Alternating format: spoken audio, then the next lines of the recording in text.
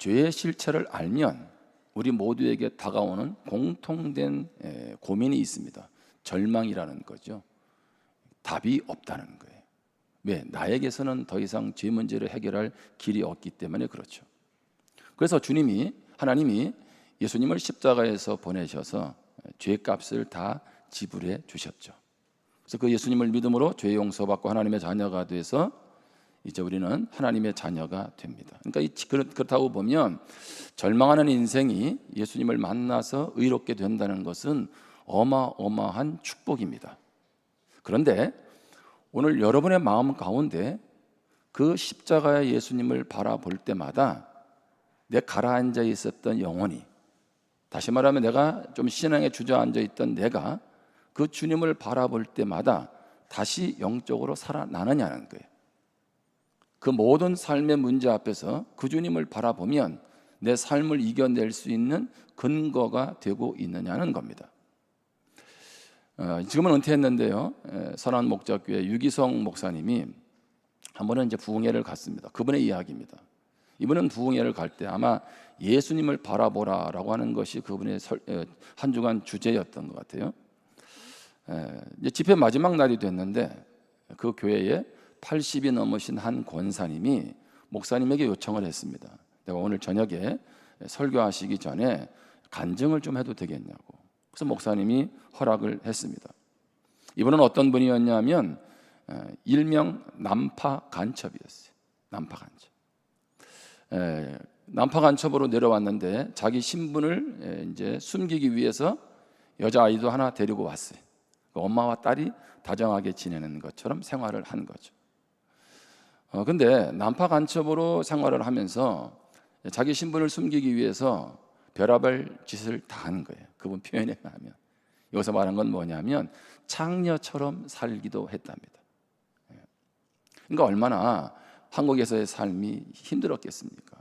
그러다가 이분이 감옥에 가게 되고 20년 동안 옥살이를 하다가 가출옥이 되었어요. 추록이 돼서 나왔는데 어떤 분이 이분에게 전도를 한 거예요. 예수를 믿으면 죄 용서를 받고 하나님의 자녀가 된다고. 그래서 이분이 예수님을 믿은 거예요. 왜요? 죄 용서도 해주고 하나님의 자녀도 된다고 하니까. 근데 이분이 이날 간증을 하면서 뭐라 그랬냐 하면 지금까지 내 신앙은 가짜였다는 거예요. 지금까지 내 구원은 가짜였다. 그것을 내가 알게 됐다는 거예요. 왜 이분이 이런 고백을 했을까요? 자기가 그동안 예수님을 계속 집회 기간 동안 묵상을 하면서 죄를 숨겨둔 것이지 죄 사함 받지는 않았다는 것을 느꼈다는 거예요. 이게 무슨 얘기냐 하면 여러분 죄에 대한 절망을 하고 예수님을 절대적으로 필요하다라고 하면 거기에 무엇이 따라가겠습니까? 죄에 대한 회개가 따라가야 되는데 죄에 대한 회개는 없고 죄를 다 용서해 준다고 하니까 그냥 예수를 믿었다는 거죠. 그래서 자기는 왜 예수님의 십자가를 생각하고 은혜를 생각하면 감격이 없을까라고 생각했더니 자기가 깨달은 것이 내가 예수님을 제대로 만나지 못했다는 거죠. 제가 오늘 왜 이런 말씀을 여러분에게 먼저 나누냐고 하면 우리는 너무 이 구원의 은혜를 죄사함 그다음에 하나님의 자녀가 된 것을 교리적으로만 이해하지 않느냐는 거예요. 다시 말하면 머리로만 알고 신앙생활을 하고 있지 않느냐는 것입니다. 정말 우리 가운데 주님이 행하신 의롭게 하셨다는 것, 예수 믿음으로 죄사함 받아 하나님의 자녀가 된다는 것이 얼마나 큰지를 안다면 우리는 신앙생활을 그냥 그렇게 할 수가 없다는 거죠. 주중에 한 목사님하고 이야기를 하다 그분이 그런 얘기를 하더라고요. 한국 교회는 상당수의 성도가 구원파라고. 이게 무슨 얘기예요? 여러분, 구원파는 예수 믿을 때 죄 용서 받으면 더 이상 죄 지어도 회개할 필요가 없다는 거죠. 여러분, 얼마나 좋나요? 그래서 박옥수 제3 거듭남의 비밀 그래가지고 계속 집회도 하고 있지 않습니까? 여러분, 저도 그렇게 여러분에게 자유를 주고 싶어요. 성경은 그렇게 말하고 있지 않잖아요. 그렇게 예수 믿어도 죄된 생각하고 죄를 짓지 않나요? 그래 회개해야 되죠. 그럼에도 불구하고 나는 죄 용서받았으니 이제는 내 마음대로 살아도 돼라고 하면서 살아가는 많은 사람들이 있지 않느냐는 거죠. 여러분 로마서 8장 1절에 보면 그러므로 이제 그리스도 예수 안에 있는 자에게는 결코 정죄함이 없나니, 이러면 놀라운 축복의 선언이죠. 예수를 믿으면 더 이상 무엇이 없어요? 너는 죄인이 아니야. 지금 이 얘기입니다. 그리고 너는 죄인이 아니야. 머리로만 이해하면 이것이, 교리로만 이해하면 이것이 어떤 일이 벌어질까요?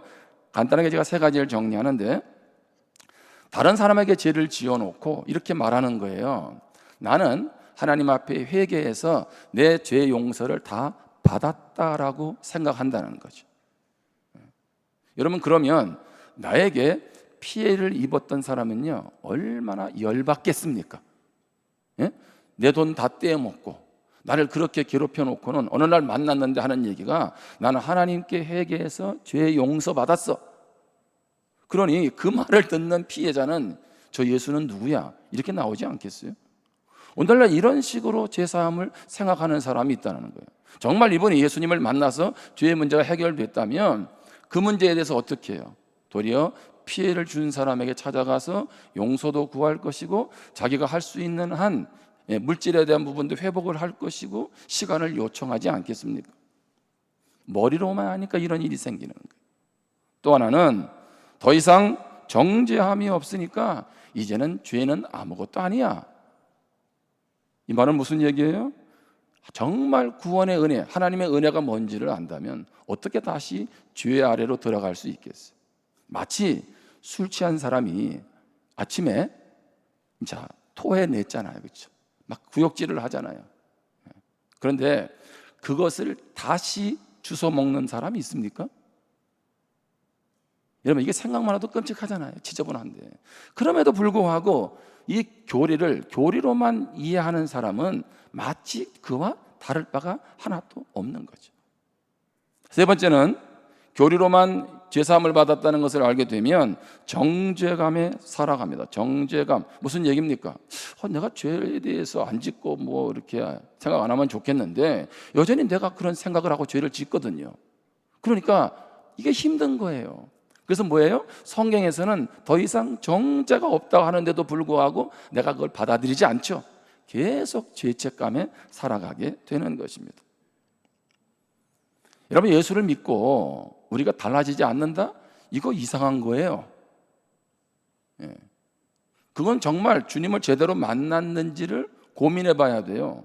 왜 이런 얘기를 저는 여러분에게 할까요? 자, 천국 가가지고 주님 앞으로 천국으로 딱 들어가려고 했는데 너 하시면 어떡해? 너는 내가 보니까 교회는 다닌 것 같은데 머리로만 신앙생활한 것 같아. 그렇게 하고는 이쪽이 아니야 라고 하면 어떻게 하냐고. 그렇죠? 여러분, 바울이요 예수님을 만나잖아요. 예수 믿기 전에 예수 믿는 사람 잡아들이려고 얼마나 애를 썼나요? 로마서 9장 1절부터 3절에 보면 내가 그리스도 안에서 참말을 하고 거짓말을 아니하노라. 나에게 큰 근심이 있는 것과 마음에 그치지 않는 고통이 있는 것을 내 양심이 성령 안에서 나와 더불어 증언하노니. 내 안에 고통이 있대요. 내 안에 근심이 있다는 겁니다. 바울이 먹고 살기가 힘들었을까요? 그런 문제가 아니죠. 3절에 나의 형제 곧 고륙의 친척을 위하여 내 자신이 저주를 받아 그리스도에게서 끊어질지라도 원하는 바노라. 뭐를 그렇게 원합니까? 내 동족, 내 백성들이 구원받는다면 차라리 나는 무엇해도 생명책에서 내 이름이 없어도 좋겠다는 얘기죠. 그만큼 그의 마음 가운데 예수님을 만나고 났다는 이 사실이 얼마나 놀라운 사실이고 자기 동족들도 예수님을 만나야 되는지를 그가 절감했기 때문에 이렇게 표현하고 있는 거죠. 여러분, 행복축제를 한다고 했을 때도 마찬가지잖아요. 때가 돼서 또 전도해야 되나 보다. 여러분, 이것처럼 가슴 아픈 일이 어디 있겠어요? 그럼 전도 축제 끝날 때까지 스트레스를 받아야 되잖아요. 근데 여러분, 이것이 무슨 행복 축제를 해야 영혼을 구원하는 건 아니잖아요. 내가 예수님이 어떤 분인지 만나고 난다면 내가 어떻게 사랑하는 사람들을 그냥 내버려 둘 수 있습니까? 그래서 조금만 생각해 봐도 내 자신의 모습과 함께 내가 주님을 만난 것과 함께 어떻게 나아가야 될지를 보여주고 있잖아요. 내가 죄사함 받았습니다. 더 이상 정죄함이 없습니다. 하나님의 자녀로서의 특권을 누립니다. 이 모든 것들이 내 것이 되려면, 예수님이 그리고 내 인생의 진정한 주인이 되려면 그것은 무엇으로 가능합니까? 성령으로만 가능합니다. 어느 누구도 예수님을 나의 구주로 인격적으로 내 힘으로 만날 수 없어요. 그래서 그런 분 계시잖아요. 예수가 안 믿어진다고. 저도 그분을 위해서 기도할 뿐이지 내가 얼마나 설득하면 그분이 예수를 믿을 수 있을까요?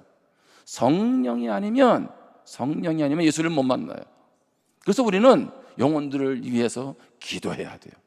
그가 무엇하도록 예수가 믿어지도록 성령 역사를 기도해야 합니다. 그런데 우리가 성령 얘기를 하면 약간 우리 한국교 성도님들 중에 알레르기 반응을 보이는 분이 계세요. 왜? 성령을 너무 비인격적으로만 생각해요. 어떤 능력, 어떤 힘 이런 식으로 생각하는 거죠. 여러분, 성령은 두 가지 양태로 역사하세요. 하나는 뭐냐면 비인격적으로 역사합니다. 비인격적으로. 그래서 뭐 이런 거 있잖아. 왜 이렇게 내가 치료를 받았는데 마치 전류가 이렇게 통하듯이 했는데 치료받았다. 이건 비인격적인 거잖아요. 그러니까 그런 스타일로 역사를 하신다는 얘기지. 성령은요, 어떤 분이세요? 비인격적인 분이 아니라 인격적인 분이세요. 그러니까 많은 사람들이 성령을 자꾸 어떤 힘이나 능력이나 이런 쪽으로만 연상을 하는 거죠.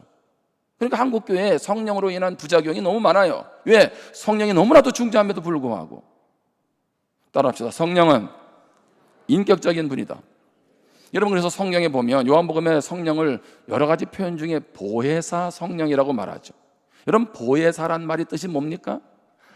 나란히 걷는다는 뜻이에요. 나란히 걷는다. 그 성령께서 늘 나와 함께 내 곁에 계셔서 나와 함께 하는 분.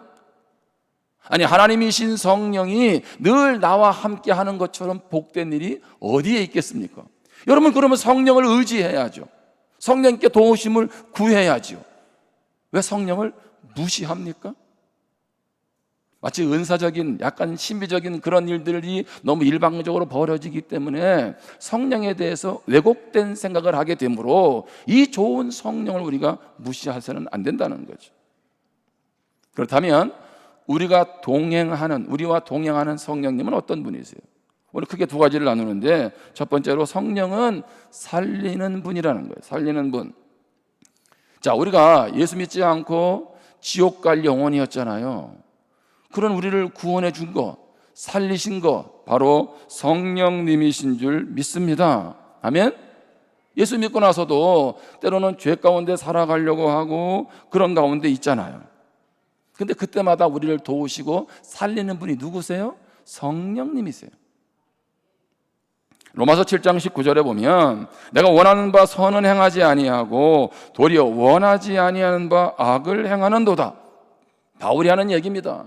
내가 예수 믿고 나서 좀 하나님의 뜻 가운데 세상 표현으로 하면 좀 착하게 살고 싶은데, 좀 부끄럽지 않게 살고 싶은데, 죄짓지 않고 살고 싶은데 내 안에서 끊임없이 죄된 생각들, 하나님 원치 않는 것들을 하게 된다는 거죠. 너무 괴롭다는 거예요. 얼마나 괴로웠으면 로마서 7장 24절에 오호라 나는 곤고한 사람이로다 이 사망의 몸에서 누가 나를 건져내랴. 바울이요, 이 말씀을 가지고 이거는 예수 믿기 전에 했던 고민이야 이렇게 말하는 사람이 있고, 아니야 예수 믿고 나서 한 고민이야 이렇게 말하고 있어요. 그러면 제가 볼 때는 믿고 나서도 그래요. 그렇죠? 무슨 얘기입니까? 믿기 전에는요 죄가 죄인지를 모르잖아요. 근데 예수님을 만나고 나니까 어떤 생각이 드는 거예요. 내가 정말 선을 행하고 싶고 주님 뜻 가운데 살아가고 싶은데 계속 뭐예요? 와, 내가 계속 죄의 종노릇하고 살아간다는 거죠. 그래서 바울이 지금 뭐라고 얘기하는 거예요? 미칠 것 같다는 거예요. 내가 예수 믿는 사람 맞아? 다메섹 도상에서 나를 만나주신 그 예수님을 내가 지금 모시고 있는데 너무 내 모습이 지금 비참한 거죠. 괴로운 거죠. 그래서 지금 뭐예요? 통곡하고 있는, 고통하고 있는, 신음하고 있는 그의 모습을 보여주고 있습니다.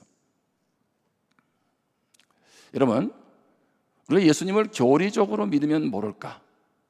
예수님 없이 내 마음대로 살아갈 수 있으면 모를까? 기본적으로 신앙생활을 하는 사람, 내 안에 성령으로 말미암아 예수님을 영접한 사람, 내 안에 성령이 계시는 사람은 어떻게 해요?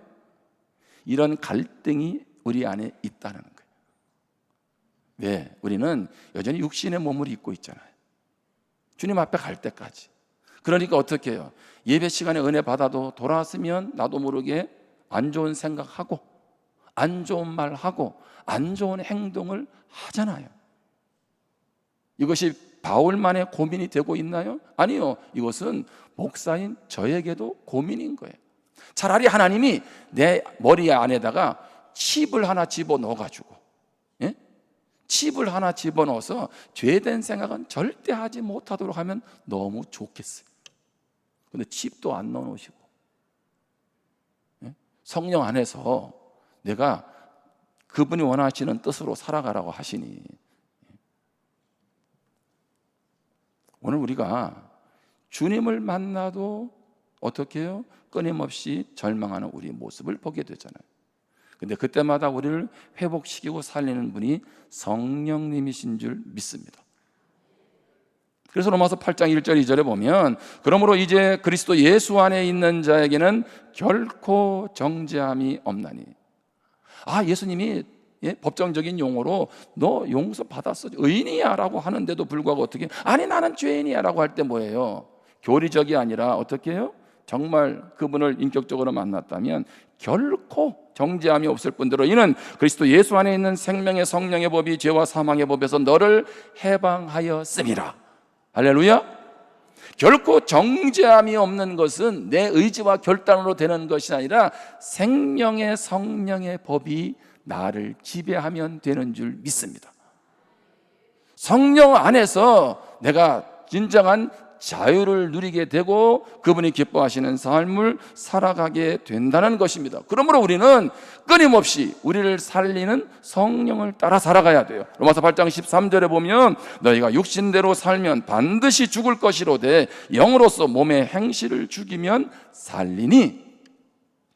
육신대로 살면 뭐예요? 반드시 죽어요. 그런데 무엇으로? 영으로서. 자, 여기서 영은 성령입니다. 성령으로서 몸의 행실을 죽이면, 여기서 몸의 행실은 무엇입니까? 죄의 부패성, 그렇죠? 하나님의 뜻과 상관없이 살아가는 그런 표현을 쓸 때 육신이라는 표현을 쓰잖아요. 우리 몸이 잘못된 게 아니라 바로 그런 의미에서 육신이라고 표현하고 있죠. 오늘 우리는 끊임없이 성령 안에 살아가야 될 이유가 있어요. 그렇지 않으면 계속 우리는 육신을 따라서 살아가게 됩니다. 성령은 우리의 생각을 지켜주시죠. 로마서 8장 5절 6절에 보면 육신을 따르는 자는 육신의 일을, 영을 따르는 자는, 성령을 따르는 자는 성령의 일을 생각하나니 육신의 생각은 사망이요 영의 생각은, 성령의 생각은 생명과 평안이니라. 분명한 것은 성령의 생각이 있어요. 그리고 또 뭐예요? 육신의 생각이 있습니다. 그런데 예수 믿으면서도 여전히 육신의 생각대로 살아간다면 내 안에 진정한 평안이 있겠냐는 거예요. 내 안에 진정한 감사가 있겠냐는 겁니다. 그것은 불가능하다는 얘기입니다. 여러분, 교리적인 구원은 없어요. 다시 얘기합니다. 머리로서의 구원은 존재하지 않아요. 그것은 교리로만 존재하지. 그 예수님이 나의 예수님으로 인격적으로 경험될 때 그때 구원입니다. 그렇지 않으면 우리는 그냥 종교 생활을 하다가 내 편리에 따라 살다가, 그러니 예수님이 주인 된다는 것 이해되지도 않고, 주님을 날마다 은혜 가운데 살아간다는 것 이해되지도 않고, 예수님 만난 거나 안 만난 거나 무슨 차이가 있습니까? 절에 가서 그냥 목탁 소리 듣다가 스님의 설법을 들으니 마음이 평안해집니다. 그거나 교회 와서 설교 듣다가 마음이 평안해지는 거나 뭐가 달라요? 똑같지. 오늘 우리가 이 부분에서 분명한 하나님과의 인격적인 만남이 없으면 여러분 예수 믿는 것처럼 시간 낭비가 없어요. 예수 믿는 것처럼 이게 헛된 것도 없다는 거죠. 바라기는 여러분들이 성령 안에 거하기를 주님의 이름으로 축복합니다.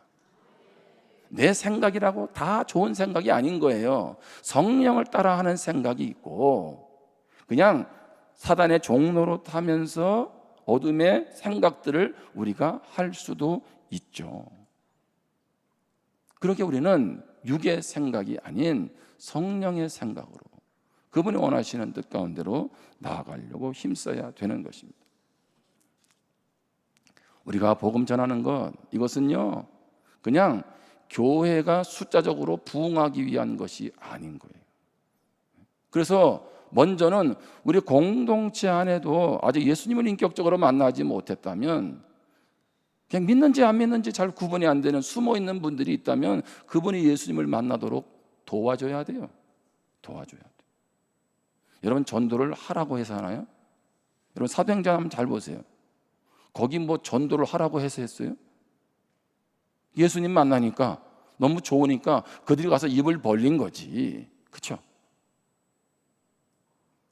왜냐하면 이것은 저를 향한 말이기도 하기 때문에 그래요. 여러분, 예수님 만나면 영원히 살아날 줄 믿습니다. 뿐만 아니라 성령이 내 안에 계셔서 이미 성령이 살리는 분이 됐기 때문에 예수 믿는 우리는 성령의 사람이잖아요. 그러면 우리가 가는 가정, 그런 우리 여자 성도님이 그런 믿지 않는 가정에 가면 그 가정을 구원시키고 그 가문을 살리는 거예요. 아멘? 이런 그리스도인이 직장으로 가면 직장을 살리는 겁니다. 이런 분이 가는 곳마다 어떤 일이 벌어져요? 분열되고 상처와 아픔으로 얼룩진 곳을 회복시키는 그런 역할을 하는 것이 바로 그리스도인 성령의 사람이라는 거죠. 성령이 우리를 살리는 것처럼 우리 또한 살리는 사람 되기를 주님의 이름으로 축복합니다. 또 한 가지 기억할 것은 성령은 인도하는 분입니다.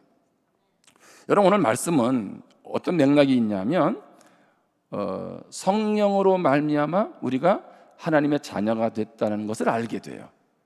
자, 그리고 성령으로 말미암아 이제 예수님을 아바, 아버지로 부르게 됩니다. 양자의 영을 받아서. 여기서 양자라는 건 뭐냐면, 우리 시대는 좀 이게 우리 문화하고 좀 다를 수 있어요. 우리 문화에서는 어떤 생각이 있어요? 친아들의 개념이 강하잖아요. 근데 로마에서는 친아들이 아닌, 자, 종이든 누구든 내 아들로 삼았어요. 그러면 친아들 이상으로 모든 소유가, 모든 축복이 다 주어집니다. 그러니까 우리가 생각하는 양자와 차원이 다른 거예요. 우리는 주님의 자녀가 아니었잖아요. 근데 이제 주님의 자녀, 양자가 됐는데 홍길동이처럼 아버지 이름을 제대로 못 부르는 우리가 아니라 아버지를 부를 수 있는 그런 존재가 된 거죠. 그러면서 성령으로 말미암아 너희는 나의 후속자, 상속자가 됐다, 이렇게 하는 거죠. 대단한 일이에요. 대단한 일인데 여러분 얼굴은 별로 대단하지 않은 것 같아요. 근데 여러분, 대단한 거 그렇잖아요. 아니, 여러분이 유명한 사람의 그 사람의 후손에 대해서 거기서 만약에 상속을 받는다라고 생각을 해보세요. 얼마나 좋을까요? 그런데 하나님이 여러분을 자녀 삼아서 여러분에게 지금 하늘나라에 무엇을 삼으셨다? 상속자로 삼았다. 그 말은 나라는 존재가 지금 어마어마한 복 있는 사람이라는 거예요. 좌우에 있는 분하고 인사하겠습니다. 제가 미처 몰라 뵀습니다. 나는 우리 어머니 아버지께 물려받을 것도 없는데 라고 생각할지 모르지만, 여러분, 이 말은 조금만 더 생각해 보면 그 하나님의 그 하나님 되심이 나에게 누려질 수 있는 거예요. 할렐루야. 이거 어마어마한 거예요. 그런데 오늘 이 시대를 한번 잘 보세요. 사람들이 다 불안해하고 살아가잖아요. 어떤 불안이 있나요? 특별히 내일에 대한 불안이 있습니다. 그래서 뭘 먹을까? 어떻게 내일은 살아갈까? 오늘 하루도 괜찮음에도 불구하고 불안해하면서 살아가고 있습니다. 그래서 혹자는 지금 사회는 마치 유목민과 같다, 이렇게 표현해요. 유목민들은 계속 이동하잖아요. 계속 이동하잖아요. 지금 우리 사회도 계속 모든 것들이 지금 급변하고 있지 않습니까? 저는 개인적으로 이 다음에 결혼하면 자녀들하고 같이 살지는 않지만 자녀 옆에 살 겁니다. 그 이유 중에 한 가지는 제가 이 스마트폰을 비롯해서 전자기기의 대처 능력이 떨어지기 때문에 그래요. 지금은 그러한 것들을 부교육자들을 통해 도움을 받는데 그때 성도들한테 부교육자한테 찾을 수도 없고 내 딸은 나한테 함부로 안 할 거 아니겠어요? 모든 기기나 변화의 속도가 너무 빨라. 왜 잘 쓰고 있는 그 시스템을 바꾸는지 모르겠어요. 그죠? 세상은 그래야 뭔가 좀 있는 것 같고, 그죠? 기계값도 더 올라가고 내 생각 올리지 않고 좀 그냥 그대로 두면 좋겠는데. 여러분 어른들 요즘 살아가기 힘드시잖아요. 자기 집 잘 찾아가고 계세요? 요즘에 집에 들어가기도 힘들어요. 제가 지난주 오늘 신방 갔다가 10분을 헤맸어요. 들어갈 때부터. 정말 우리의 삶에 살아가는 삶이 만만치를 않아요. 그런데 로마서 8장 14절에 보면 무릇 하나님의 영으로, 이 하나님의 영은 뭐예요? 성령으로 인도함을 받는 사람은 곧 누구다? 하나님의 아들이다. 그러니까 하나님의 자녀는 반드시 누구의 인도를 받아요? 그렇죠. 성령의 인도를 받아요. 성령이 하나님의 영의 인도를. 그러니까 내가 하나님의 자녀인데 성령의 인도를 안 받는다. 이거 고민해 보셔야지. 진짜 하나님의 자녀인지 아니면 조금 영적으로 무뎌졌던지. 영적으로 무뎌질 수는 있잖아. 다시 회복하면 돼요. 그래서 부흥 아닙니까? 부흥. 그런데 나는 하나님의 의식이 안 돼, 성령의 의식이 안 돼 라고 하면요, 이건 좀 고민해 보셔야 돼. 우리 목사님 오늘 날 스트레스 받게 하네. 아니 여러분, 스트레스 받을 때는 받으셔야지. 여기 인도한다는 게 세 가지 의미가 있습니다. 첫 번째는요, 떠받치고 버티게 한다는 거예요. 여러분 내 삶이 너무 힘들고 어렵죠?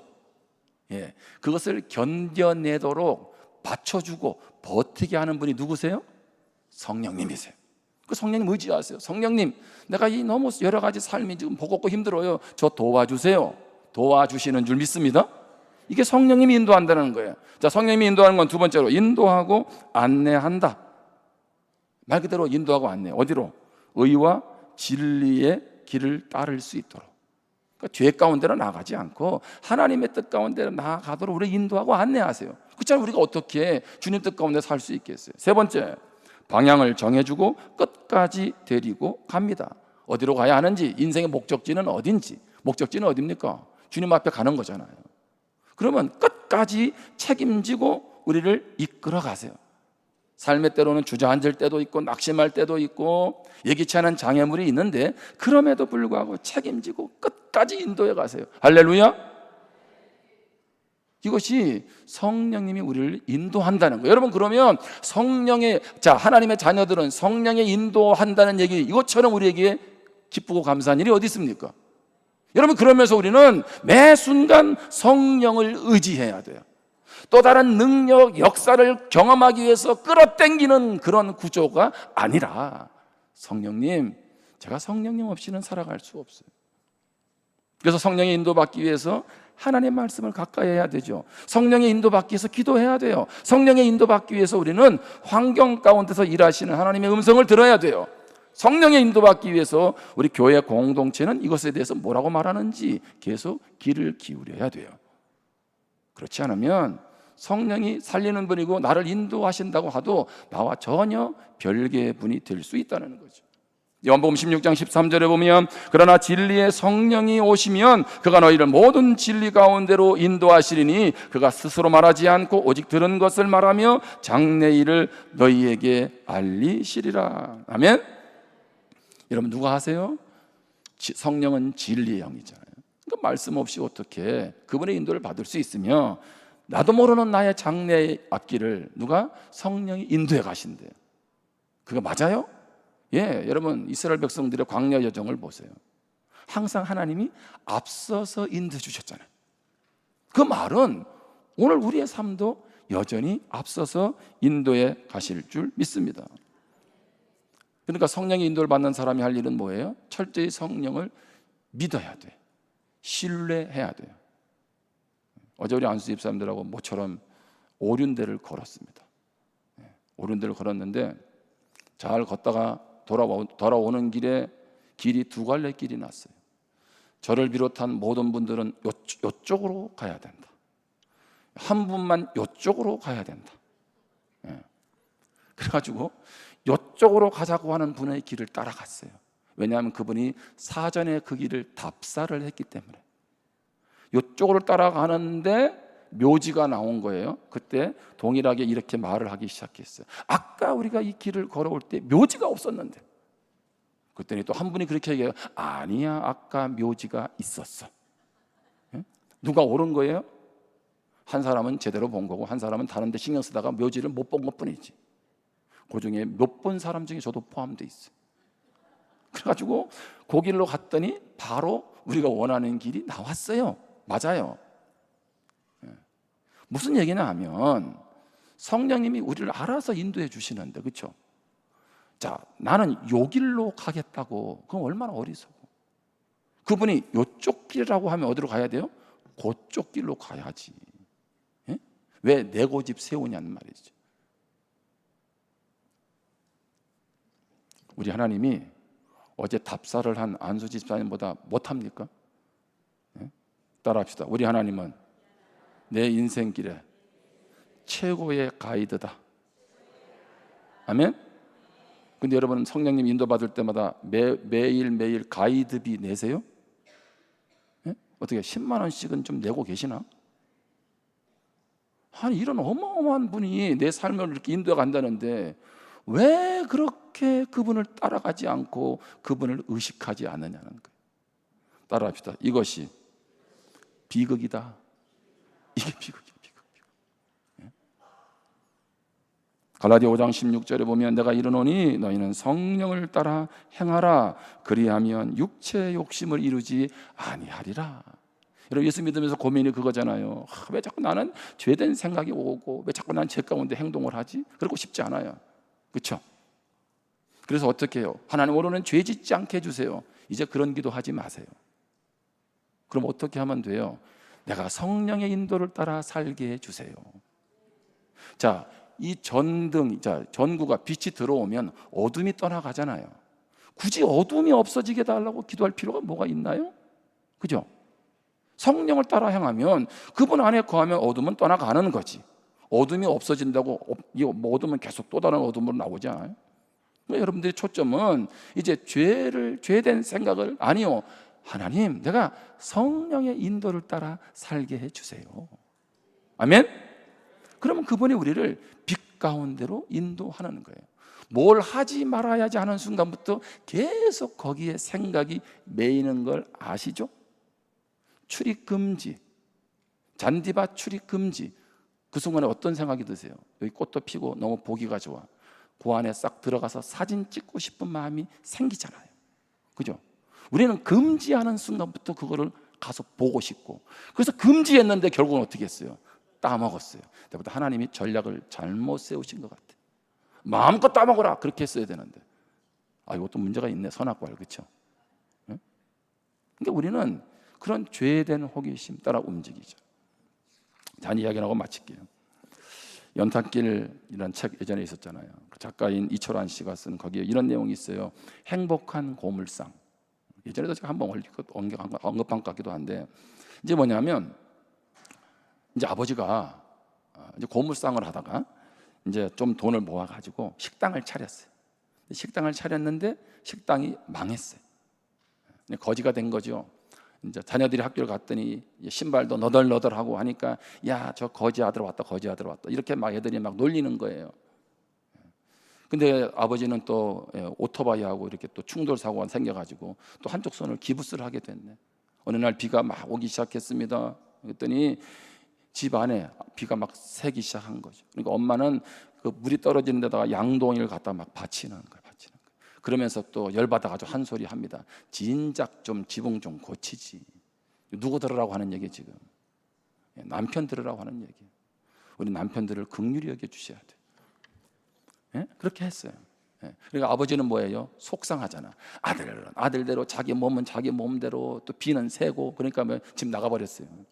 그러니까 또 가족들이 저녁에서 비가 많이 오는데도 아버지가 안 돌아오니까 또 동네를 찾아다닌 거야, 아버지가. 근데 찾다 못 찾고 그냥 돌아왔어요. 근데 돌아오는 길에 집 지붕이를 이렇게 바깥 지붕이를 이렇게 쳐다보니까 아버지가 우산을 쓰고 이렇게 있는 거예요. 뭐 하나 봤더니 집에 비 샌다고 지금 뭐 타고 있는 거예요? 예, 비 새니까 그 빗방울이 집에 새지 않도록 우산을 쓰고 지금 쭈그려 앉아 지키고 있는 거죠. 나도 같은 아버지로서 마음이 좀 그렇더라고. 예? 여러분, 오늘 말씀에 그랬잖아요. 하나님 우리의 무엇이 되세요? 아버지. 여기서 아바라는 얘기는 아빠라는 얘기잖아요. 아빠. 끊임없이 아버지와 그 친근한 관계에 있는 그 아빠. 근데 왜 여러분은 그 아빠, 아버지를 저 멀리 두고 대면하면서 살아가느냐는 거죠. 그런 아빠가 나의 아버지가 되도록 깨닫게 하시는 분도 성령이신 줄 믿습니다. 여러분, 그러기에 성령 안에서 우리는 살아날 줄 믿습니다. 성령의 인도를 따라서 이 한 주간도 우리 행복 축제도 함께 하시기를 주님의 이름으로 축원합니다. 기도하겠습니다. 우리 주신 말씀을 마음 가운데 한번 품고 기도할 수 있기를 바랍니다. 나는 지금 성령과 동행하고 성령의 인도를 따라 살아가고 있는가? 아니면 내 생각대로, 내 주장대로 또 죄악 가운데서 은혜를 저버리고 살아가고 있는가? 내가 만난 주님은 어떤 분인가? 오늘 다시 한번 우리가 이 말씀을 통해서 내가 성령에 붙들려서 성령의 인도받는 삶 살기를 원합니다. 우리 결단하며 기도하겠습니다.